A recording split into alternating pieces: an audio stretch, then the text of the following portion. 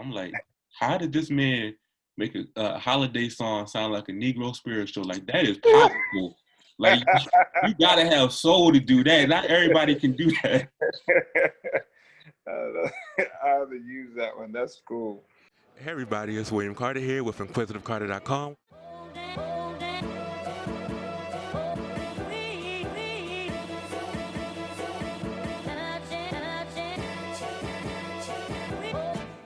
So on top of you being an artist, you also are into philanthropy and into higher education.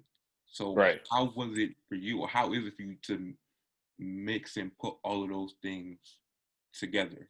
You know? Right. That was a great question. Growing up in a small town is Manchester, Georgia, 2,500 people. So our ability to access resources or opportunities beyond our backyard were very limited. But one thing that my parents, I'm one of 8 children, by the way, 5 boys, 3 girls, I'm in the middle. But one thing that our parents taught us, faith, and they allowed us to be exposed to music and, of course, education by both parents being, my father's a pastor of a small congregation, both parents are educators. And so, and both have high appreciation for the arts, even though neither of them necessarily consider themselves an artist in any shape, form, or fashion, but love it a lot. I mean, my dad did a little bit of acting in high school, and he's a drum major as well. So, but outside of that, musically instrumental or writing and producing, all that, that's not our family, period. Actually, had an uncle who played guitar, and that's about it. So when I think about how you bring all the words together, I believe that one should embrace everything about her himself, and allow. And when we do that, I think that's innovation in and of itself, because no two persons are the same, right? We can. I'm one of 8, and we all came from.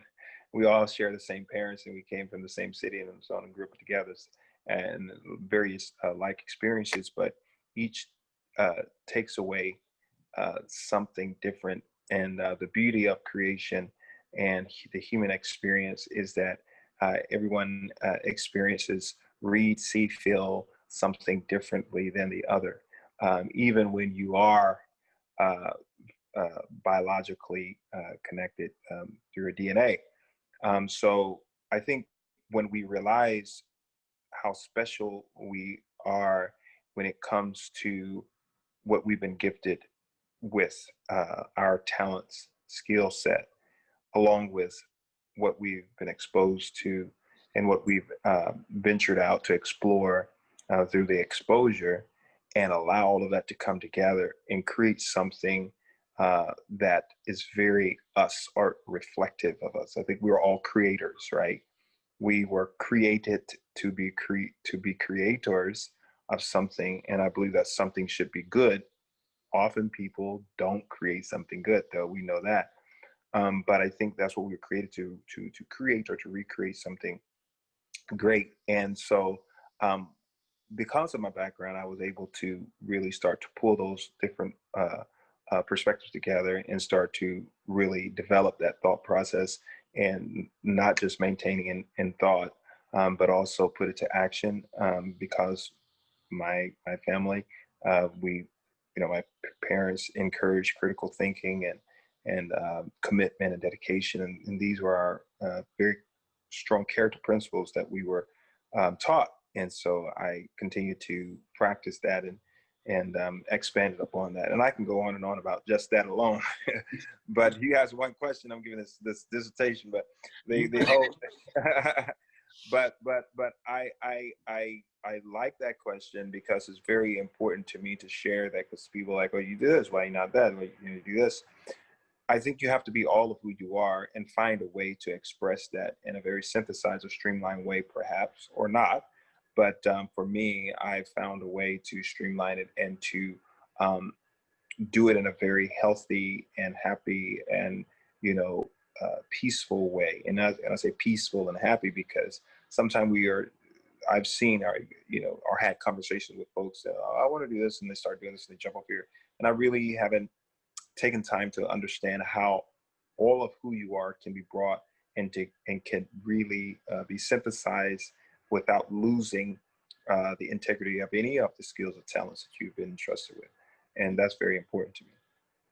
So have you ever been put in that situation where you feel that you may have had to give this piece of yourself more than the other, or like any internal conflicts? Um, Not necessarily, because, like I said, we come to the family with creative expression, and I think that the cool thing is that we were able to express ourselves in various creative ways, and our parents really supported us, each individually and collectively. And I think if there are ingredients, I should say, there are three main ones which I referenced earlier, and they are faith, education, and music.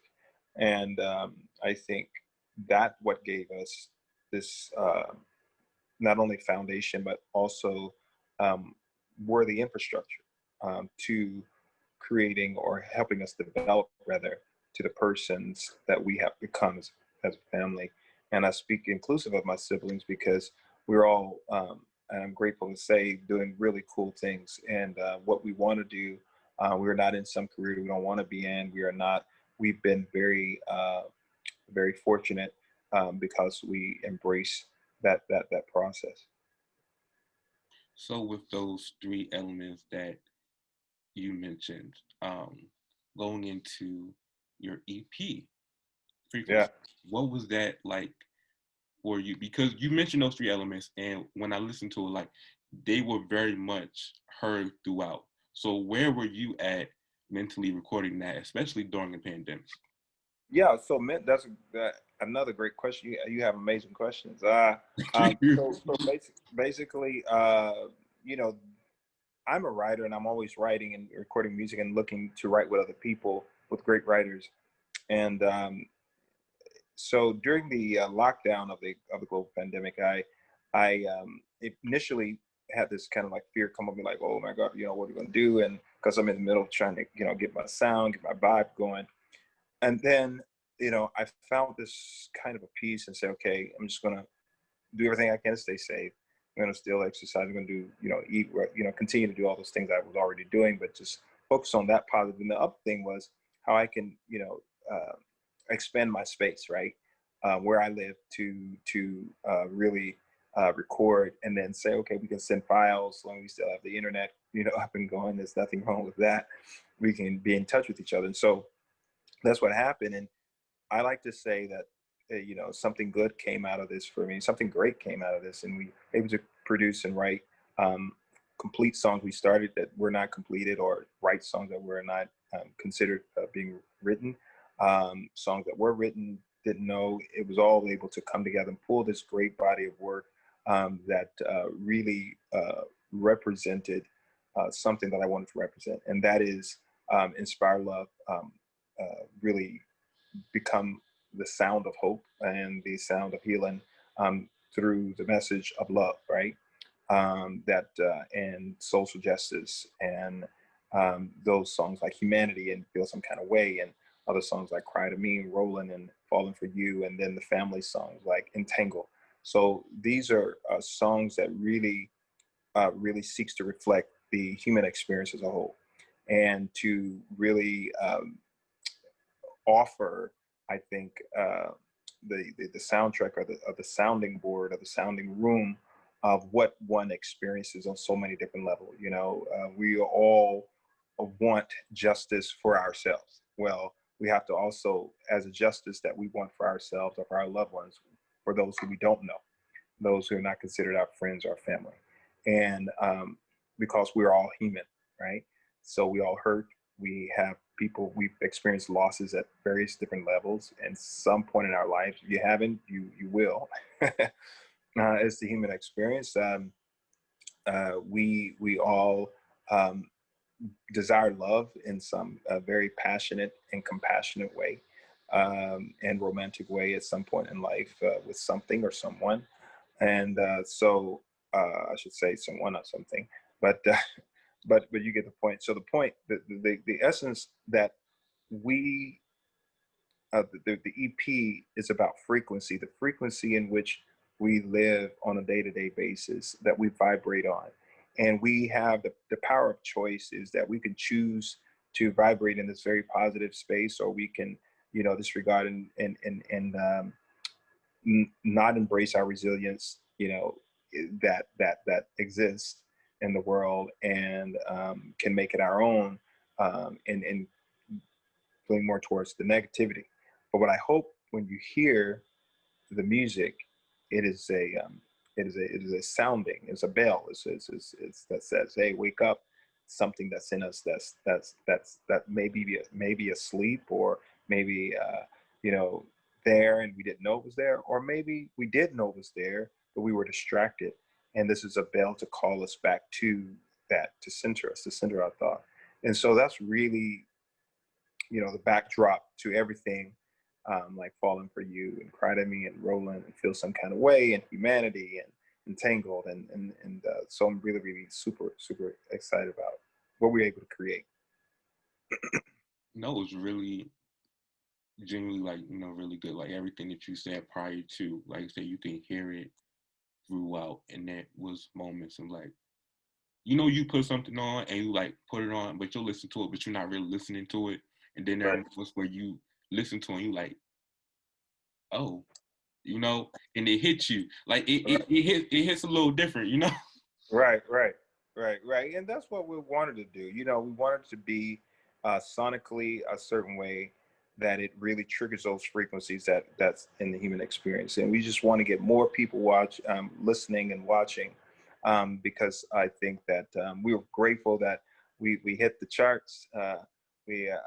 I think we're like in the top 40 now. We're on BT Soul, BT Her. We're on Yo MTV. We're on the Urban AC charts nationwide. Earlier I was doing interviews over the UK. This was like so we're just doing them all over, and so the word is out, and I encourage everybody else who just listening to stream it, download it, share it. Let's raise those vibrations. Let's do something great. Let's exit this 2020 calendar year grateful, and let's enter 2021 grateful, and continue to encourage and embrace love and hope and healing for not just ourselves, but anyone that comes near us. They can feel the vibrations. And so I'm super, super excited just to be in this space of sharing. So how did that, I know you just say you're excited, but how does that feel for you to get that recognition, to be doing those things, to even going international, to having interviews in the UK? What does that feel like for you? It feels great because of this. One thing that I encourage anyone that's listening or watching to really embrace this over and over again, because we can embrace it today and forget, and then go into another place of thought and action tomorrow. But one of the things I challenge myself is being authentic. And I think when you think of authenticity, you often think because it's who you are, it's yours, is nobody else's. But what I was saying earlier, then will someone understand? Will someone quote unquote get it? Or is it good enough? Or is it great enough? If that, whatever that's supposed to mean, right? So I think it's great when we do our very best, and what in each person's best is different from the other. I think it's great when it's authentically who we are and not mimicking someone else because it seems to be popular. Because remember, at one time, it wasn't. It became popular when that person chose to be who she or he is, authentic self. And I think when I do this kind of music, it's all of who I am. When I write the songs I write, it's all of who I am. I'm not listening to someone else to say, let me write something like that. Let me sound like that. It's saying, what is my sound? How do I want to express my interpretation of my experiences, right?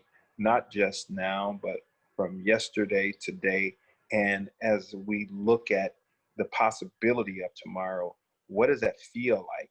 And when I can do it from a place of the heart and soul, then I believe it will reach the heart and soul.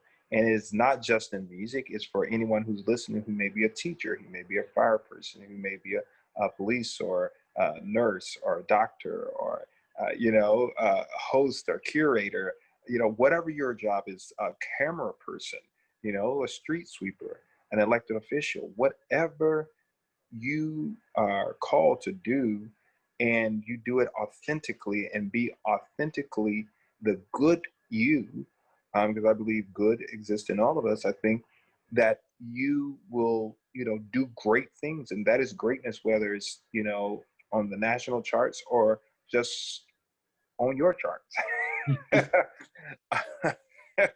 or if you got the employee of the month or not, it's the same concept, right? So I think that as long as we are putting, and that's what feels great, that I put my heart and soul into it. It feels great because it's authentically me. It feels great because I found a way to express, even though I'm inspired by all greatness, right? Meaning all folks who are creative and are authentic and who are not ashamed to embrace all of themselves, right? So that's the reason why I'm excited and it feels great. You can hear your heart and your soul in the music.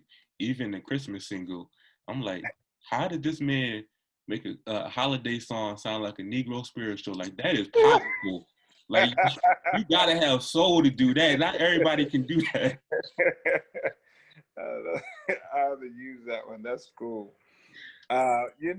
Again, is being who you are and taking a song that's been recorded, like "Cry to Me" and "Every Day Will Be Like a Holiday," the holiday song. I wanted to sing something that I can connect with. This time, everybody, in the past, it's been about the glitz, the glamour, the lights, and the gifts, etc. And what you get me, this is what I'm going to get you, and the getting together and the eating and the laughing and all those things that are really great for the human experience. But when it's taken away seemingly in seconds, it makes us think, what's next? Am I going to say I can't get there, or I don't think it's safe for me to do this. So we've been kind of removed. It makes us think about the importance and of it, valuing the value that each person has to our life, even when we've taken that person or persons for granted. It makes us rethink how we live our life on a second by second basis, and then it's so important to me that we can I can share this thought through music. Like every day will be like a holiday, because it really will be, not just confined to one time on the calendar, but every day when we learn to value each other. When I see you, my brother, can say, "Hey, what's up?" We can importance of like, "Oh man, I really do miss like shaking hands and hugging, or laughing, and feeling comfortable." You're like, "Oh, don't laugh," but yeah. So it is really great. I'm making friends on a plane now. You got to sit 6 feet apart. So are you sitting somewhere, you all in your own world, and just not acknowledging the person that's sitting literally next to you, while you're at the lobby or the waiting room. And so being nice. And I think that when you say every day would be like a holiday, and even though it's a love song, it applies to everything that we experience as humans. Just one more question, just going off of that. What would you say, if you can name one, your favorite holiday memory? Holiday memory for me is growing up in the little town Manchester, and my brothers and sisters and I, particularly the ones who we were kind of around like a clutter, the three, Miriam, Alonzo, at the time, and David later, because he's the youngest, but a brother. And we would love the holiday. We would create our own holiday, we call them programs. And so we would do cool things. And I remember, in Georgia it gets cold, so turning on the the turning you the smell you get when you turn on the heater in the house. And every time that kicks in, it just reminds me, and the hot chocolate or that we would drink early on, and then just the great dinners and watching the movies, the holiday movies, and school is out for a couple of weeks, so you just kind of stay up a little bit later than normal. So those are some of the most memorable moments that you look back and see how we really cherish those moments as a reminder to say, you know, continue to do that you did then, right? And not be too overwhelmed with the things. So don't forget to make memories. And I say that in the song intentionally, and say we're gonna make memories, And so that's what I'm really referencing. How growing up we were able to make memories that I still remember very vividly.